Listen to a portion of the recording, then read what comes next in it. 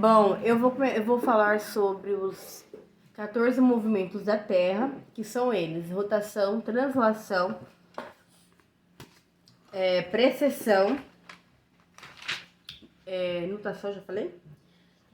Deslocamento do periélio, obliquidade da eclíptica, variação da excentricidade da órbita, movimento do centro de massa Terra-Lua, movimento em torno de massa do Sistema Solar, movimento das marés, perturbações planetárias, movimento helicoidal, rotação junto com a galáxia e translação junto com a galáxia.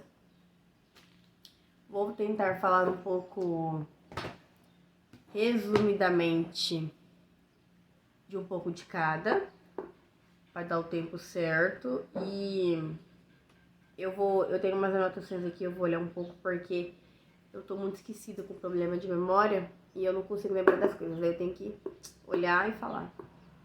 É isso aí. Tá. Começando pela rotação e pela translação, que são os dois movimentos mais importantes da Terra. Eita, carreguei. Tá. Começando pela rotação. A rotação é um movimento que a Terra tem, que a Terra faz em volta do seu próprio eixo, que tem duração de 23 horas, 56 minutos e 4 segundos, que seria mais precisamente 24 horas, que é o dia. A rotação é responsável pelos dias, pelas horas do dia. E a rotação, ela é um movimento importante, ela também exerce a função de que ela consegue girar o tempo todo e mesmo e receber luz do Sol em todas as partes do planeta. É um movimento que ocorre em sentido anti-horário. É um movimento aparentemente do Sol e é um movimento rápido que tem em torno de 1.666 km por hora.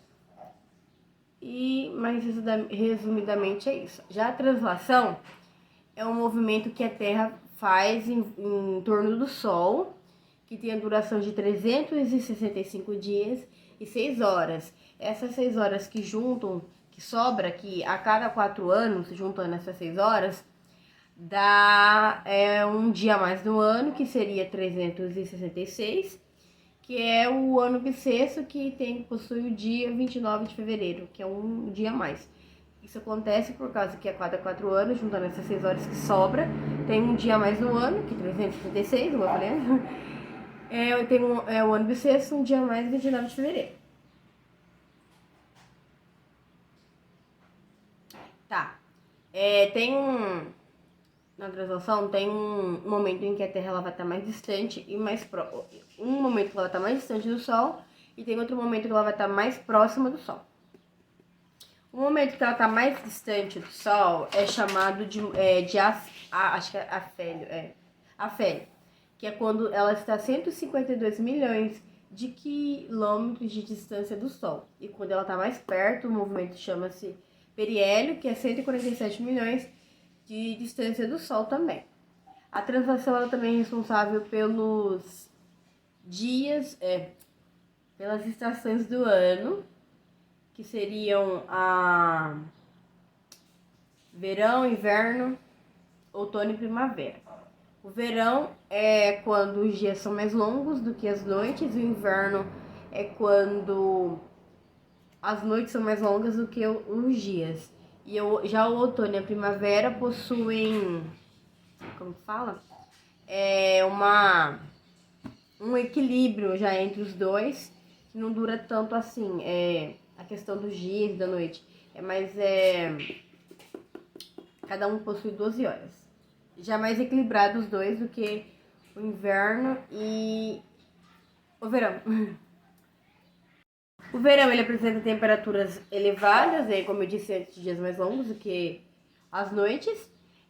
Nesse período ele tem um aumento de índices pluviométricos e essa estação do ano ela sucede a primavera e antecede o outono. Já o outono é considerado um período de declínio das temperaturas, exceto das regiões mais próximas à linha do Equador.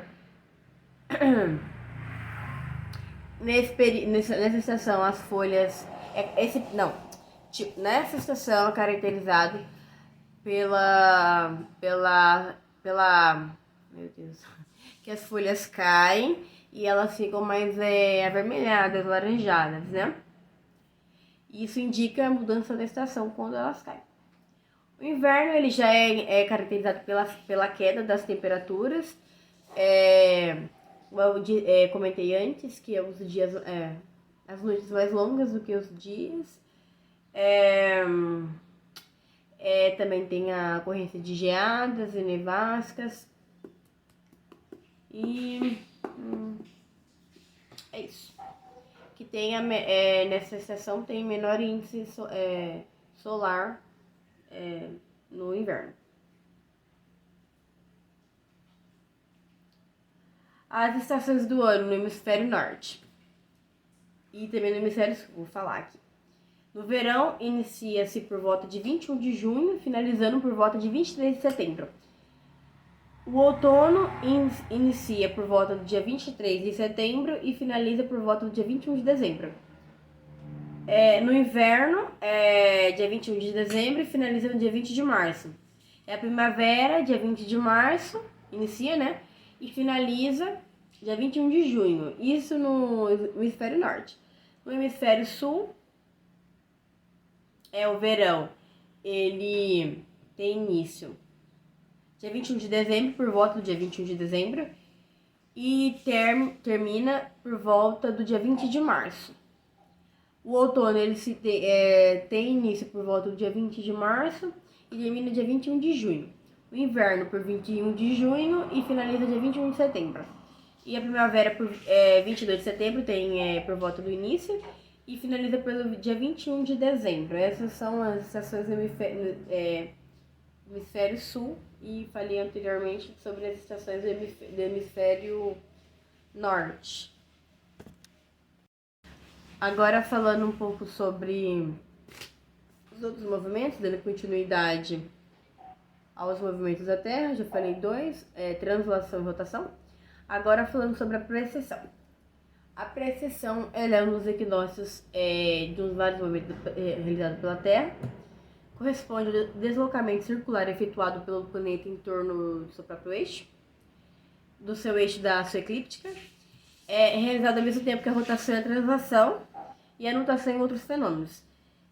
A causa da precessão dos equinócios é o fato da Terra apresentar uma certa inclinação no seu eixo de rotação, que é estimado em 23,5 graus. Por essa razão, o planeta realiza um movimento de 1 grau em torno do seu eixo vertical e da sua série eclíptica a cada ano. O movimento pressional é muito mais lento, uma vez que leva 25.770 anos para completar-se. Isso é chamado de um grande dia. As consequências da precessão dos equinócios não são muito relevantes sob o ponto de vista climático e da dinâmica de elementos naturais da Terra. Agora falando sobre um pouco da nutação. A nutação é uma pequena variação periódica do eixo rotacional terrestre que acontece na Terra.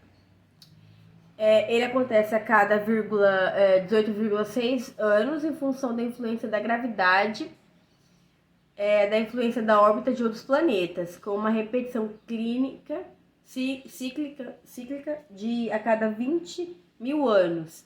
E não tem consequências relevantes sobre a Terra, esse movimento. Agora falando sobre um pouco sobre o deslocamento do periélio, eu tô olhando aqui no computador, no caderno, algumas anotações que eu fiz, porque eu não consigo lembrar das coisas, eu tô com problema de memória, e eu não consigo lembrar das coisas, eu tenho que olhar e falar, porque eu não consigo lembrar. Problema gravíssimo, eu não consigo lembrar de nada, e por causa desse meu problema de memória, eu não consigo ter 100% de concentração em tudo que eu vou fazer. Daí eu peço desculpas por isso, porque toda hora eu tô olhando, porque eu esqueço. Eu já li isso aqui várias vezes, mas eu não consigo lembrar. Aí eu tenho que olhar e falar. Tá, agora falando sobre um pouco do deslocamento do periélio. É um movimento parecido com a nutação, vendo que eu tô olhando aqui de novo. Corresponde à oscilação provocada no eixo da rotação da Terra de a cada 18,6 anos, devido à força gravitacional exercida pela Lua sobre a Terra. Corresponde à variação da órbita terrestre em torno do Sol, repetindo ciclicamente a cada 20 mil anos. E também não possui consequências relevantes sobre a Terra. Já sobre a obliquidade da eclíptica, define-se o plano da eclíptica como sendo uma trajetória aparente do Sol na esfera celeste. A obliquidade da eclíptica é um ângulo que varia de 22,1 grau a 24,5 graus, em torno do valor médio de 23,4 graus, com um período de ordem de a cada 41 mil anos. Conhecido como ciclo de Milankovitch, não sei falar. Tá. Agora falando sobre a variação da excentricidade da órbita. É um movimento que mede o desvio da órbita da Terra a partir de uma órbita circular. Ele varia de 0 para uma órbita circular a 1 e uma órbita altamente elíptica. Mas a excentricidade da órbita da Terra varia entre 0 e 0,6 por cada 100 mil anos. Esse movimento ele altera o eixo da translação da Terra, em que ora ele é mais circular, ora ele é mais elíptico. Ele possui uma duração cíclica de 92 mil anos, e além disso, há estudos que diz que esse movimento seja responsável pelas grandes glaciações daqui do planeta Terra. Agora falando um pouco sobre o movimento do centro de massa Terra-Lua. O movimento de massa centro-Terra-Lua, o movimento do centro de massa Terra-Lua, falei errado, é um movimento que indica a órbita que o centro da massa do sistema da Terra, da Lua, realizado ao redor do Sol. Falando um pouco sobre o movimento de centro-massa Terra-Lua, que ele é um movimento que indica que o centro da massa do sistema da Terra-Lua, realizado ao redor do Sol, da mesma forma, o movimento em torno do centro de massa do Sistema Solar é um movimento realizado da Terra ao redor do centro de massa do Sol e de todos os planetas que circulam ao seu redor. Eu tô olhando aqui naquele trabalho que a gente tinha feito acho que no início do semestre. E eu lembro que teve alguns movimentos que eu não tive muita informação. Eu pesquisei, vi alguns vídeos e não tive muita informação. Esse é um. Ou não tem muita informação mesmo. Tá. Agora falamos mais sobre dois movimentos, que seriam... tem mais movimentos, mas dois movimentos que possuem o nome de movimento. Que seria o movimento em torno do centro de massa do Sistema Solar e o movimento das marés. Esse movimento do centro de massa do Sistema Solar é um movimento realizado pela Terra ao redor do centro da massa do Sol e de todos os planetas que circulam ao seu redor. A Terra, assim como o Sistema Solar, faz parte dessa movimentação e que é chamada de rotação junto com a galáxia. Esse movimento possui um ciclo de 42 mil anos e faz com que o ângulo desse eixo varie entre 22 graus. O que mais é conhecido sobre a influência desse movimento é o movimento das marés. Agora, já entrando sobre o movimento das marés, que o movimento das marés é um movimento de subida e descida do nível do mar causado pela força da atração da Lua e pela fluência do Sol. Enquanto a Lua gira em torno da Terra, atrai águas, fazendo que o oceano crie as marés, né? E faz com que a água do oceano, né, fique assim, fazendo as ondinhas que seriam as marés. E como a Terra roda, né, ela gira em torno de si mesma, do seu próprio eixo, a cada momento uma metade está voltando para o satélite. Quando as águas oceânicas avançam, dizemos que a maré é mais alta quando recuam. A maré baixa. Esse fenômeno acontece a cada cerca de 6 horas, que é sobre a influência do Sol, né? E pela força da atração da Lua, que a Lua tá girando em volta da Terra. Por isso que cria as marés. E esse movimento é cada... Esse fenômeno ele ocorre um período de 6 em 6 horas. É bem bacana, né? Tá, agora falando sobre as perturbações planetárias.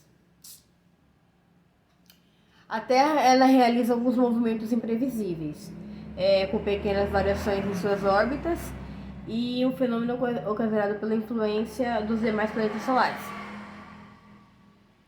notadamente Vênus e Júpiter.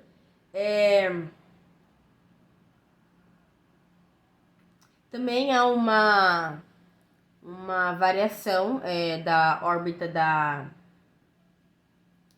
circular da Terra, que ora ela é mais elíptica e ora ela é mais circular, que possui uma duração cíclica de 92 mil anos e que há indícios que esse movimento seja responsável pelas grandes glaciações da Terra. Teve algum movimento muito parecido com esse, que foi citado anteriormente. Agora, chegando aos 3 últimos movimentos. O movimento helicoidal. Esse movimento ele ocorre devido aos deslocamentos do Sol. Essencialmente, a Terra realiza um movimento helicoidal em direção ao próprio Sol. Eu lembro que esse movimento, não sei se foi esse ou foi outro, agora eu não consigo lembrar, que eu pesquisei bastante, eu não tive muita informação, não achei muitas coisas em relação a ele, por isso que foi bem pouquinho. Ele, resumindo aqui, lendo de novo.